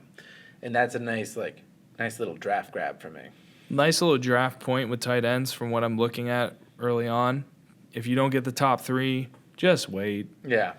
I mean, it's either Jared Cook and you're banking on the upside, or it's like Trey Burton, Jack Doyle, Vance McDonald, Greg Olson, Kyle Rudolph, like Jordan Reed. Those are your 13 through 18 tight ends right now. Like you can just sit and just like all those guys could pan out just as much as Austin Hooper and Delaney Walker at 11 and 10, which I totally disagree with. I disagree with that too. Yeah. Yeah. But like the point is, just like tight end, what do you know? It's a crapshoot again. So, Agreed. But I'm excited about Jared Cook as well, as far as like he's officially an upside guy. Now, dare to dream, I would rather have a Kittle on my team, but again, God, Dare to George dream. Kittle, so fucking sexy. Love him. Let's talk about some Iowa tight ends not named George Kittle in the draft talk. Yes, let's do that. But first, let's finish off our free agency talk with a couple quick mentions. Sure. And then we want to talk Niners really fast. Yep. Nick Foles is one of our mentions that we have listed here, just like a quick mention. Yep. Football wise, it's interesting. You think he matters? Not for fantasy, Neither do I. but Demarius Thomas. but is what do you another think? one. Does he save the Jaguars? I don't think anyone can save the Jaguars. They went to the AFC Championship game 2 years ago. I know. I bet on them last year to win the Super Bowl. It's just really weird. Like it's and the Rams, and then they blew that. It kind of goes along with my Browns thing. Like I think Jacksonville just gonna find a way to screw up a good Jags thing. gonna Jags. Yeah, Jags gonna Jags and Browns gonna Brown. I have a hard time drafting players. It's not the right fit. You can't run Nick Foles with a shit offensive line. No. And the Eagles had a great offensive line. So Yeah, I think we're in agreement there. and then Demarius Thomas is an interesting one. Signed with the Patriots today, guys. This is breaking news on the pod. No, it happened like 6 hours ago. But Yeah, but still, it's semi-breaking. yeah, I don't buy it for the hype. I would give it a 25% chance he's cut before the 53 roster is done. Honestly, I stopped trusting the Patriots when they get a big name wide receiver. Sure. Brandon Cooks is a great example. He did pretty well, actually. He was one that panned out. But, like, I thought you were going to say even Brandon still, Lloyd, Brandon Chad Lloyd. Ochocinco. But even Brandon Cooks, wasn't Brandon Cooks Everybody's been anymore. chasing Randy Moss since, 2011. But Brandon Cooks wasn't even the Brandon Cooks that he was on the Saints. I when think he went was, to the like, very similar, actually. I felt numbers-wise. disappointed in him. Everyone did. Because they're always thinking it's the gravy train. It's a very valid point. Yeah. But, yeah, you're right. And then, there's other, interesting ones, but they're not, huge talking points. I think Jordan Matthews is a clean pick for the Niners, but while we're on Niner stuff, but Sure. I don't think, he's a game changer. I would be as excited about Jordan Matthews to the Patriots as I am about Demaryius Thomas. Because not as talent. Obviously, Demaryius Thomas is more talented, but he's 31. He was normally relying a lot on his athletic ability. And he's 4 months removed from an Achilles tear. Then he got in a big freaking car accident this offseason Yep. from speeding. Just putting lives at risk. Whatever. He could rebound. It's just this writing's a bit on the wall for the guy. I've always been a big fan of Demaryius Thomas. He's a good dude. He's got to fight through a lot. And I wonder about an Achilles injury for a guy that's been predicated on his athletic ability, yards after the catch. He's the best wide receiver screen guy. Just give it to him, Tim Tebow, and watch him run. Yeah. No, it's true. But I don't know if that's going to be able to happen. I mean, I could see them scheming him, but I would say there's a better chance of Josh Gordon coming back and being a Patriot as a relevant Patriot more than potentially Demaryius Thomas at this point. Yeah. And then, like I said, Jordan Matthews on the Niners is not like a game changer. I didn't even write that down because I forgot about it. Do you want to talk Niner free agency real quick? Yeah, absolutely. All right. You give me your Tevin Coleman take. Since we're a fantasy podcast, we're going to start with a running back. I think Tevin Coleman. Wow. Kevin Tolman, I love it. Kevin Tolman. Kevin Tolman. Making those Toll House cookies. I think it's interesting, but I'm not like, it doesn't move the needle for me that much because you still have Breida, who I love. Yeah. And obviously Jared coming back. And they just re-signed Mostert. I was trying to remember how to pronounce his name.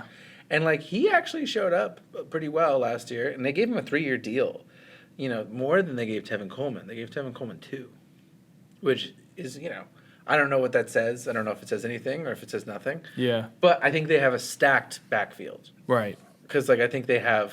I mean, they learned their lesson from last year. It's just like, we don't have any running backs. Let's get all the running backs. Yeah, now they have all of them. I think one of them's going to be great. I don't know who the fuck it's going to be, and I'm definitely not drafting Tevin Coleman as my like top Niner pick. Yeah, it's the messiest fantasy conundrum of relevancy. Yeah. But if you're in the 14th round and you're just trying to get a fifth handoff. running back, Yeah. draft. I mean, Jerick McKinnon's gonna be gone, and chances are I'm gonna let him go. I've never been a big fan. I thought that they overpaid it for him, much like they did Quan Alexander, who we're talking about next. Yeah. But like they overpaid for McKinnon. He hurt his knee. That's just I'd rather a have thing that Breida. happens. But like I believe in Breida's talent. Yeah. I didn't know how good he was until I saw him play this season. It's just he needs to stay healthy, and obviously he needs his carries limited because he gets banged up. Yeah, I'd rather have him. So the situation's great for him. But I'm drafting Coleman and Breida right around each other, I'd say. Okay, so you think like Coleman's probably like maybe like second or third Niners running back off the It's board. hard to say. I think the depth chart is super fluid right now. Yeah, who knows? Like And who knows McKinnon's what going they to do in get the the draft. yeah. Well, no, they're not going running back. I know, There's I'm no just way. joking. But yeah, like McKinnon's going to get the first crack. He hurt his knee early enough that he could be the guy. But he's not going to be the guy like ever because they have Coleman, Breida, and Mostert's probably not going to see the field. Let's be real.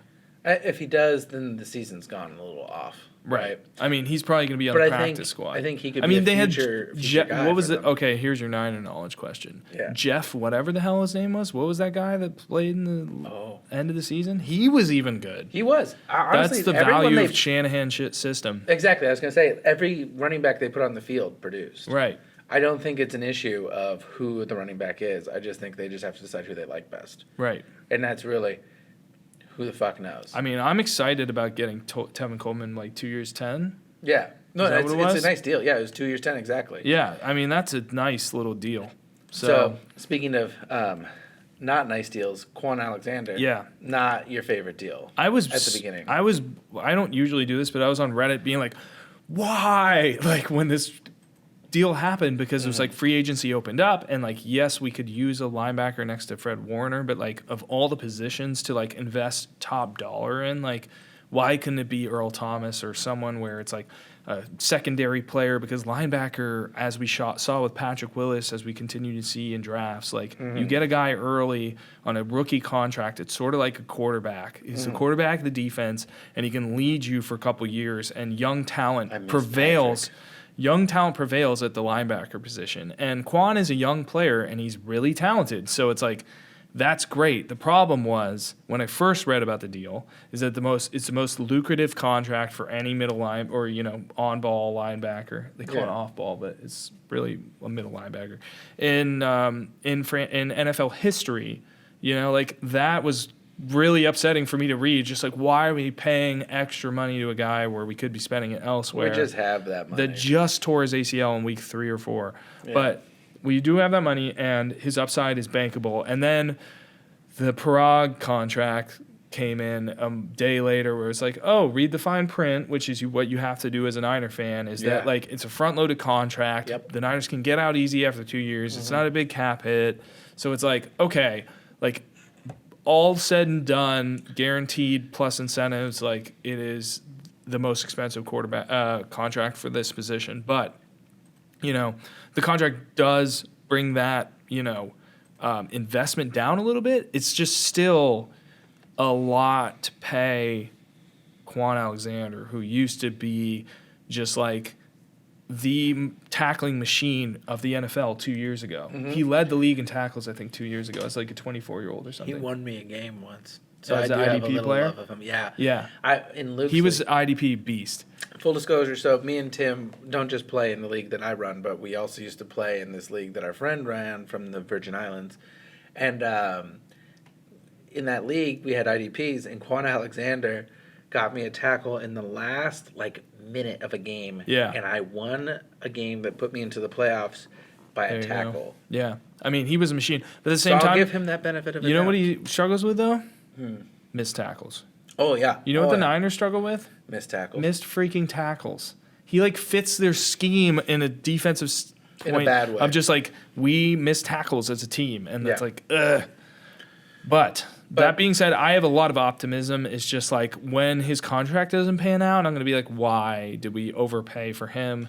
I mean, CJ Mosley got even more money, and CJ's probably a better player, but I don't blame the Niners for taking a little lesser of a little bit more of a risk with Quan, because he's a talented freaking athletic player. It's just I want to see him put it together. I'm just skeptical about the contract. Anyway, moving on, Yeah, and then we have D Ford, which I'm excited about. I'm excited about that too. I think he can get at that quarterback. Yep. That was a really good deal. I remember Damon Bruce, who you hate, was super pissed when Odell didn't go to the Niners. Yeah. And he was like, D freaking Ford, is this all we're going to do? And I'm like, dude, chill. Yeah. We need an edge. Real quick, to put on record why I hate Damon and Bruce is because he's A, a misogynist. sexist, B, a racist, and C, during the San Francisco Giants playoff runs, got banned from the locker room for taking shots of the Giants' wives in their wet T-shirts from having been in the champagne showers and posting them on social media. So Damon Bruce, scumbag. I did not know that. He should be fired from all radio, but for more some you know. reason, 95.7 The Game has no standards. So Neither do I, apparently, because I Yeah. still can't help but listen to him sometimes. that dude is such a horrible fucking piece of shit. Fair enough. I will go on record with that all day. I hate that guy. Get him. I mean, granted, I'm not going to get into the tangent. I was about to get into the tangent of all the other radio hosts I think are scumbags. I think sports talk radio could use Point taken. some updating. This is why we're here, people. Yeah. To look at this refreshing Yeah. situation. We've we have only going done on here. some terrible things, but we'll never tell you about them. Yeah, Can you taste it? Yeah. So and then Jason Verrett, which is the No. Island. We didn't even talk about D. Oh, Ford. we didn't Let's even go. talk about it. Okay, Let's D. go. Ford. Because I mean, the Niners have DeForest Buckner, Solomon Thomas. There's your investment. Yep. Buckner's good. Thomas, we'll see. Year 3, prove it year. It's nice to wait on the player a little bit. I think Niner Nation overreacts really quickly on players, and then it's hey, by the way, this guy's doing good things in his 3rd year. We should probably, a la Eric Armstead, look at this, bust as okay, he's Solomon Thomas isn't a 3rd overall pick. We all know that now. But can he do things? Yeah, he probably can. He can definitely be a functional player in this Yeah. defense. So it's pair him with Buckner and Armstead, who plays the run really well, and they're all between 6'4" and 6'7" and 290. Maybe put Bosa. Yeah. in there, in So then you draft Nick Bosa at 2, and you have that J.J. Watt-ish style, Joey Bosa style, just on the edge, one move, either swim or spin or inside move or just speed rush.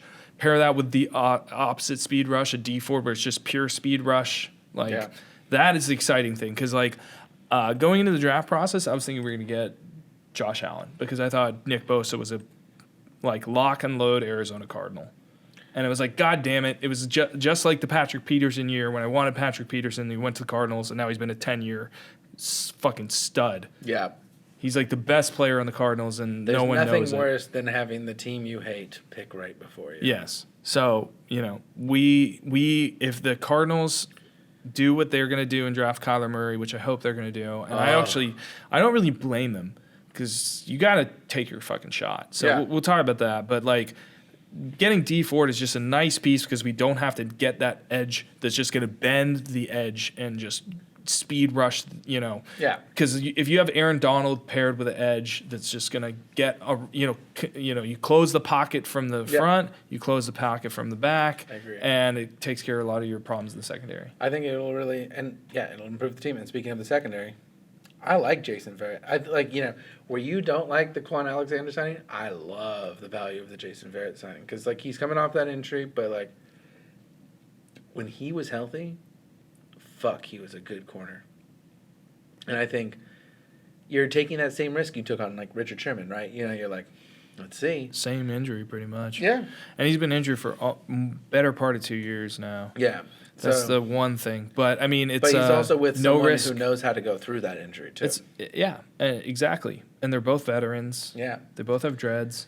Yeah. And if nothing else, at least his knowledge and the way he saw the game when he was healthy is useful to the young corners in the team. Yeah. So I like him a lot. I think, like, a lot of people I've talked to or listened to as well have just kind of said, like, the Niners had a smart free agency. I agree. I mean, our defense was abysmal last year. Yeah.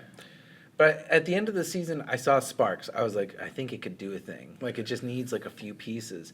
And I think what they did is they made it, like, with, like, the stuff we talked about, Jordan Matthews, with Jason Verrett, with D Ford, with Quan Alexander, they kind of made it so they're like, look, we have someone here, so now let's just draft the best players we can fucking get. Right. And I love that because that's, like, a weird place to be in considering where we were 2 years ago. And, like, now I hear podcasts, like, people say, like, oh, the Niners are one of the smart organizations in the league. I'm like, what?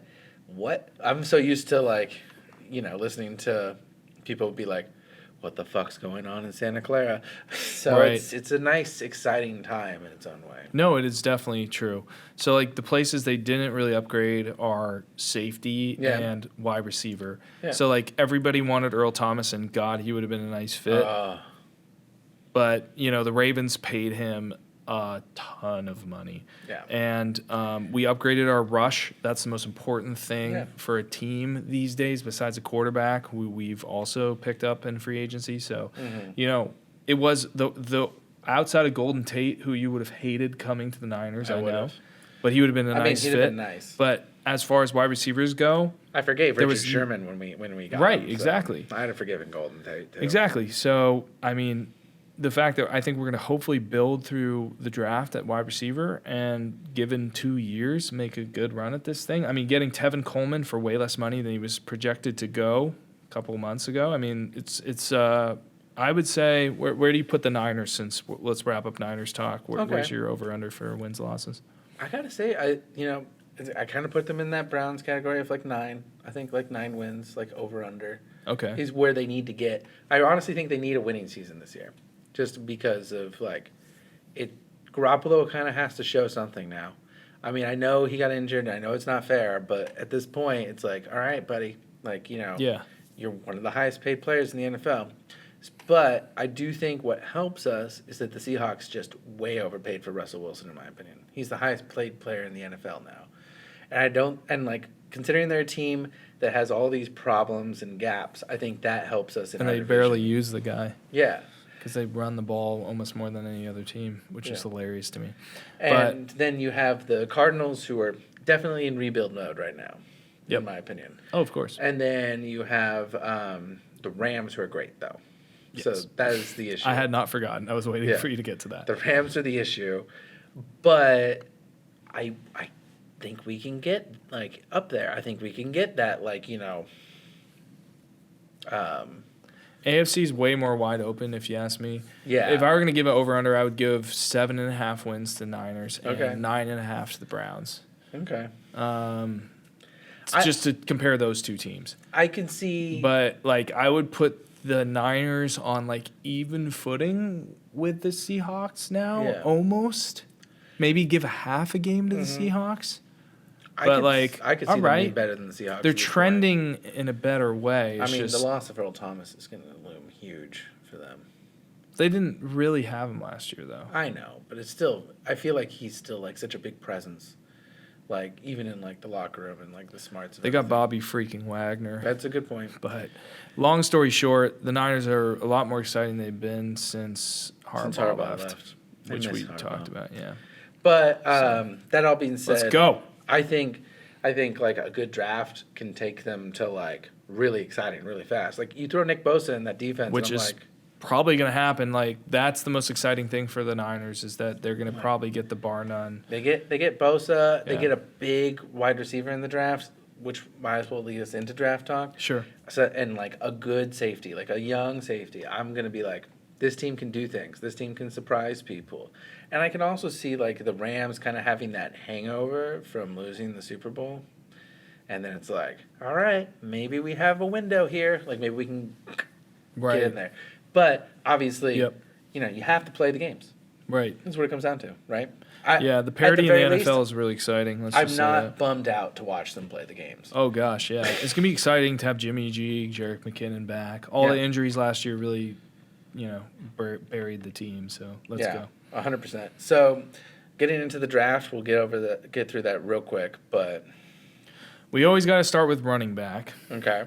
So preface, I've been following the draft more than I ever have in any year. And I don't know anything. Mike knows very little about the draft, so we're just gonna like jump through a couple things because like I get excited talking about this stuff, but generally speaking, it's not gonna be a hugely impactful draft class when it's regards to fantasy early on, because in the last few years we've seen the rookie years out of Ezekiel Elliott and Saquon Barkley. Bar none, first round draft picks. They went in the first round of fantasy drafts. That's what I mean. Like they were top 6, you know, Zeke at 6 and Saquon at 2. Top 6 draft picks in real life and top 6 draft picks in fantasy, and they paid out. But that's not going to happen this year. Yeah. So we're gonna talk about the one running back because the rest of them are interesting. So but Josh Jacobs. Yes. So we're gonna talk about Josh Jacobs real quick, and then a bunch of wide receivers. You think he goes to the Bucs now because the Raiders went and signed Isaiah Crowell? I mean, maybe. Do you think that like? Do you think does a running back go in the first round? Let's start with that. Well, right now, I would say that would be a stupid move, and so it's like, are the GMs in the NFL still stupid enough to do that? Yeah. And I would say probably, but I can see him going to the Bucs, man. I can see it happening. yeah. And like one of the things is they need a running back there, right? But also, But not. I mean, where the Bucks? The Bucks have the 5th draft pick, and then maybe early 2nd. Like they're not going to take Josh Allen at 5th for sure if they can get him. If they can get him, yeah. Yeah. A defensive player for sure. Yeah, because so that's like, where it is. But in the 2nd round, Josh Jacobs in play to the Bucks, and let's just wave our magic wand and say Josh Jacobs to the Bucks. Where you got him? Like that's exciting. I like that. That's pick. really exciting. I would take him in like the 3rd, 2nd round. Their line is not round. exciting, but their offense is multifaceted. Yeah, exactly. They lost Humphreys and Jackson, but they got Godwin and Evans, and Jacobs is a versatile back. I like Godwin. Oh yeah, I like Godwin. He's like gonna be everyone's little like love child. Yeah, which makes him not probably good value. But anyways, yeah. But I mean, too many of us know. Get hyped because the guy can play. I was sure. hyped about him before in a dynasty draft. I just didn't get him, and anyway, I'm just like missed opportunity. Very sad about it.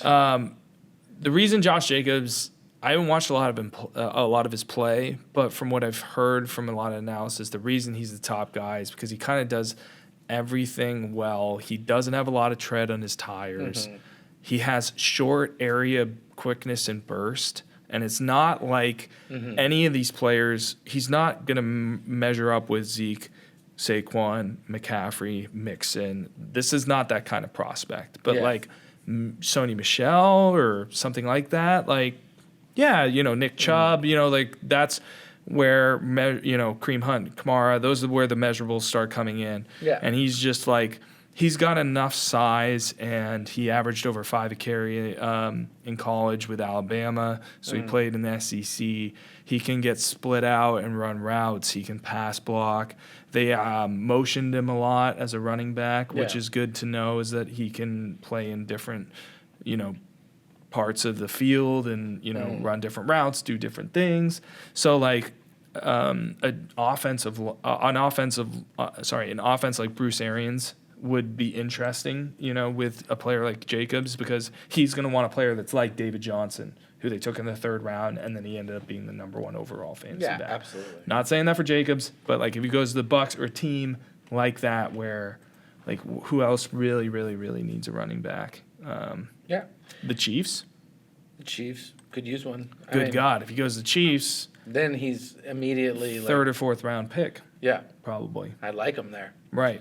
So it really does depend on where he lands. So situation is everything, right? Get back to us in 2 weeks, but as a player, Which we'll do another podcast. Don't overreact, but exciting prospect, and the rest of them are just kind of do different things. One of them will be great, and it's just so hard to know right now. Yeah, and speaking of top players who are interesting, you wanted to talk about DK Metcalf. Metcalf, yeah.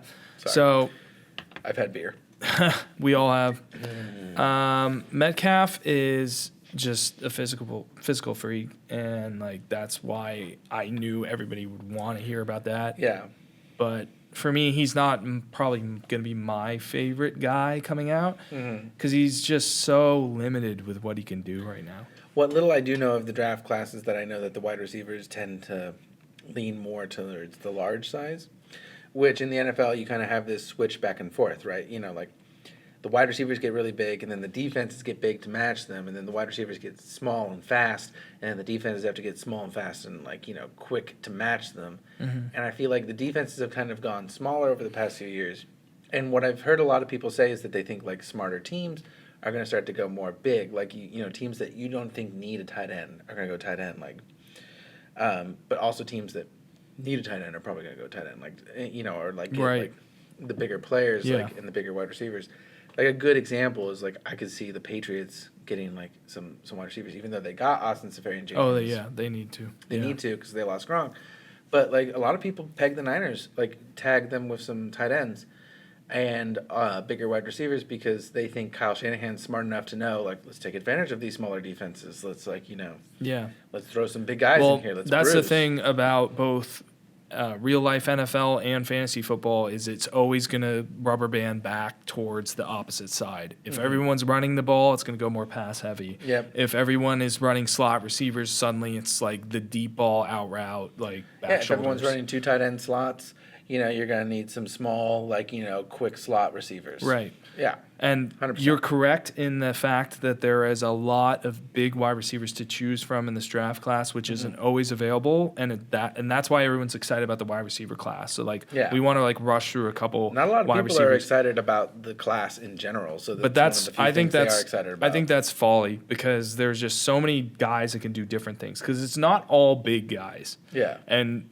DK is the biggest and fastest of them. He ran a 4.32. He's 235 pounds of pure muscle. The thing is, he ran the same agility drill tests as Tom Brady's numbers. Yeah. I don't know if you've heard about this. I did not hear about this. It's pretty funny. His 3-cone and his 20 shuttle is bad. Yeah. And people just know he's not going to be able to get in and out of breaks that well, but they have to respect the speed. So DBs are going to have to account for that speed. He's going to be a wide receiver 2 definitely in the NFL. Is he going to be a wide receiver 1? He's going to have to develop other parts of his game. So he's going to have to go to a place that's going to be able to develop him. And so immediate fantasy impact, I'm like, all right, he's going to make some big plays. He's in play for the Jags and the Bills, teams that you're not that excited to draft him. That is the risk with the draft, draft, if he right? falls a little bit, I don't know. Where would he go? The Redskins, you're not going to be that excited about him. Where he lands. Right. So, the next guy on this list is N'Keal Harry. And, he makes great catches. He's another big wide receiver. He's just seems like a B-level player to me. Another guy that is similar to him is Kelvin, what's his name? Here he comes. Where is he? Kelvin Harmon from North Carolina State, NC right. State. 6'2", 220. You Yeah. know, you need a guy that dominated in college. Like, N'Keal is projecting to be a better NFL player, but, like, you know, there are guys that are just doing this, you know, coming into this draft. So there's a couple guys. I would say N'Keal is definitely, like, you know, more physically gifted.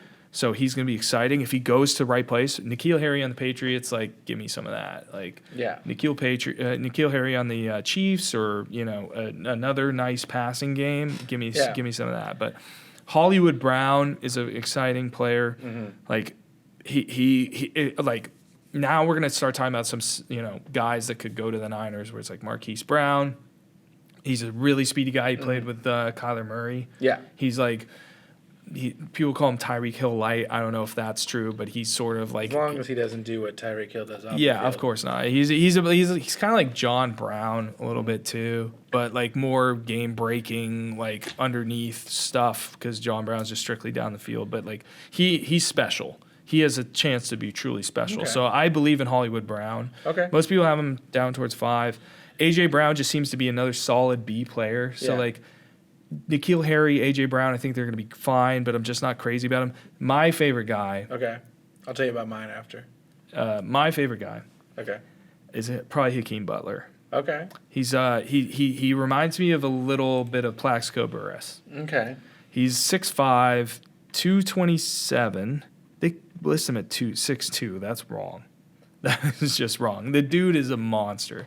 Okay. He reminds me of AJ Green at times, with his like ability to see the ball as he's running downfield at full speed and just control his body against a DB and play it like a basketball. You know, like he has like more of a gift at just getting in and out of breaks. I mean, he is not actually AJ Green, Yeah. and he has everybody likes to mention his propensity for drops, and he'll 17. do that. Yeah, it's not bad though. In 2 years, 17 drop passes is not as bad I mean, as people make it sound. no, I mean, and he played at a smaller and a football school, but just like the tape will get you excited. That's all I'm going to say about him. Well, yeah, like what they're saying right here is that he averaged, he had more 20-plus yard catches than any other player in the 2019 draft class. So if you're looking for like, big play potential, Right. he's a good I mean, candidate. he can just get down the field. He plays on both sides of the ball and in the slot as well, which DK did not do. DK just lined up on one side.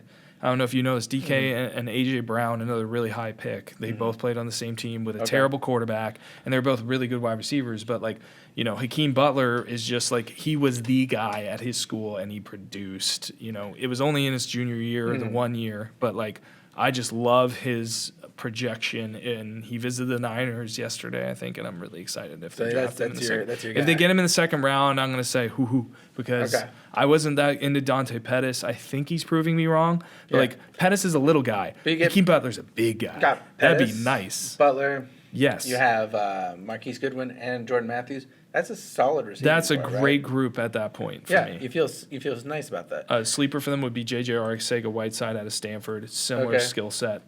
Go. My sleeper guy that I like, and like I wouldn't hate to see the Niners get him, but I'm interested in him as like a fantasy player. I listened to some people talking about draft picks, and I kind of started watching some tape on some guys. I didn't get like that deep into it, which is unfortunate, because I feel like I was starting to get like kind of some knowledge, but I just had a busy day. But Miles Boykin actually very much interests me, because like what someone said was like when they watched Notre Dame play, he always just popped out to them. So I started watching some of his tape. I looked at his like combine stats. He's he's not a small guy. 6'4", 220. He's got decent sized hands, not almost 10 inches, 9 7/8. How is he as an athlete, Mike? Well, his 40-yard dash was 4.42. I have it all right here, which makes me seem like I know things, but I don't. But the thing you're missing is he graded out as a 99.9% spark athlete, which is the thing that gets people really excited. Well, yeah, and then like Because his prospect agility grade, drills. he's graded out as an instant starter in the NFL right now. But also, he has, a really good vertical jump. 43.5 is not bad at all. That's insane. Yeah. 43.5, good lord. 12 reps on the bench press, so he's got some strength, I like him. Yeah. I like him a lot. I wouldn't hate it if the Niners grabbed him. Right. You know? I haven't seen his game tape. So that'll be one Yeah. I'll have to take It's a worth look watching. at. He's exciting to watch. He jumped on that Notre Dame team. He jumps off the page. I think I Yeah. said New Orleans earlier, but No. You said Notre Dame. Okay, cool. But if he goes in I've the been known to do third, because I wouldn't like him. We have a second-round pick, early second-round Yeah, I pick. wouldn't I don't want him think there. he's there. But if you we got him in the did that with third- Pettis, and we traded up where we didn't need to. So if they're about him, like, I mean, I'm willing to reserve judgment on a player like that. I mean, this wide Yeah. receiver group is really deep. Yeah, We haven't talked about another guy that I really freaking like that I've mentioned many times, Andy Isabella, the white Brandon Cooks, yeah, because he's kind of been mislabeled as a Julian Edelman, Danny Amendola type because he's small and white, but that's just a misnomer because he is, he's small and white, but he's also physical and fast as hell. He ran a 4.31. He led FBS in receiving yardage at like 1,700 yards. I listened to an interview of him recently. He's like a pretty funny, like, laid back guy. And he's a hard freaking worker. He's worked out with like Randy Moss. He's basically every opportunity. He worked with, oh my goodness, I can't think of the wide receiver he used to work with at UMass. But he's just, oh man, I can't get his name. But he every step of his way from high school to college, he's just been a hard freaking worker. Yeah. And he was a highly recruited guy. He went to UMass, and just like his highlights are really, really exciting. He scored 17 touchdowns last year or something insane. Double digits for sure. And it's not just about the stats. I mean, I think he just projects really well as like a late second round wide receiver that's just really, really exciting. So, in summary, this draft is good defense up front, Yep. some big wide receivers, pretty shallow Crap running at back. quarterback and running back. Yeah, And- Kyler maybe, Mhm. and God, Dwayne probably I not. really hope Kyler Murray goes number one, man. I Big really time, do. big time. I really do. And there's edge for days. There's some interior, but then everything else is just like maybe some deep wide receiver, a couple tight ends, Sounds like and 2020 is a running big back year, suck. though, from what everyone's saying. I don't know For- shit about it for draft. Yeah, I So- mean Trevor Lawrence is not until the following year, I don't think. So, that all being said, let's finish off with what we think about the Niners draft prospects. So what we've said is we want one of those wide receivers somewhere, second or third round.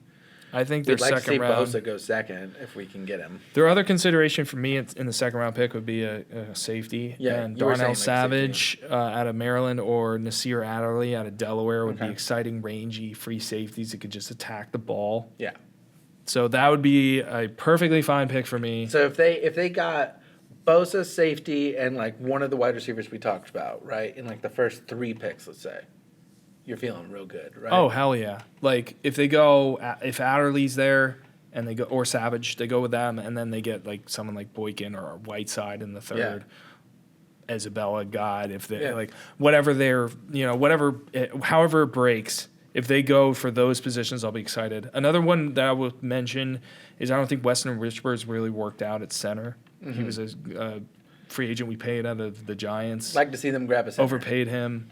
But I think they kind of are financially committed. It's a fiduciary decision because otherwise, if Garrett Bradbury was there in the second round, I think he might go to the Rams. But if he was sitting there in second, super tempting because he's a really solid player. And then there's Elgin Jenkins, another good center. And with the way NFL contracts work, they can always get out from under a lot of things. Right, you know? right. Yeah. So there is that. It's nice that we answered edge rush and linebacker. Grabbed a we cornerback have with some interiors. upside. Yeah, I mean, we You need grab Jordan Matthews, who can at least catch balls, man. Right. You know? can never have enough corners. Got So tons of fucking running backs at this point. perimeter on the offensive and defensive end, And their line Nick is Bosa. not bad. No, I mean they went conservative. They got rid of Trent Brown last year. Yeah. They signed what's his name, I don't the remember, first but I round believe pick you. last year. I believe you. Oh my gosh, he's the right tackle. Yeah. Is Mick something? Oh, yeah. But he was a big deal. He's really good. Yeah. But I remember he's that. going to swing over to the left when Staley retires. Yeah. And I think you've got a lot of upside on that team. So I think they have the opportunity to draft what's best on the board, which we talked about McGlinchey. earlier. McGlinchey, yeah. There it is. Yeah, and he looks tough. He's a solid player. Yeah. So So I guess my last question It's on the exciting. Niners. And my last question on the draft and how we'll wrap up this podcast is: Let's do it. Nick Bosa goes number 1. What do they do? Do they trade back? If they can. I think they should.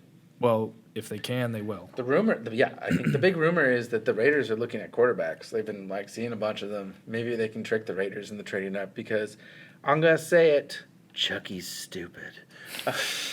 Yeah, I don't think he's going to sell the farm for Dwayne Haskins. I want him to though. It's I just want to see like these other teams make a mistake and us benefit. So if Kyler Murray goes 1 and the Raiders want to trade up to 2 and draft Dwayne Haskins, what do the Niners do? Are the Raiders pick 3? 4. 4? See, I think you can't risk it, right? I think you got to go Bosa. If Bosa's there, you got to go Bosa, period. I just don't see any avenue in which like he doesn't become the second or third pick. Like the Jets would take Bosa. But he's a Trump supporter. Yeah, that's true. And that does make me dislike him. But you know what? He's going to get hit a lot, and his head's going to get all fucked up like every NFL player. So he already stupid. Might as well make him stupider and pay him money so that he can win games for my team. We don't do sensitivity too well in this podcast. No, but. Fuck that. He's a Trump supporter. Yeah, and it's football. And half of them, like... Well, we know it, you know it, we all know it. Let's move on. A lot of them do a lot of shitty things. So yeah. Let them make their millions and get hit. But I feel bad about it, but you also know what you're getting into when you sign up for it, right? Sure. But next week, Nick Bosa...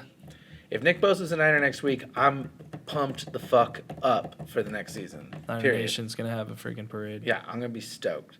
I'm going to be ready to watch those games. So, that wraps up this episode. I know we talked about a mock draft, but what we decided to do during the break is we're going to break that off into a separate video. So, bonus pod.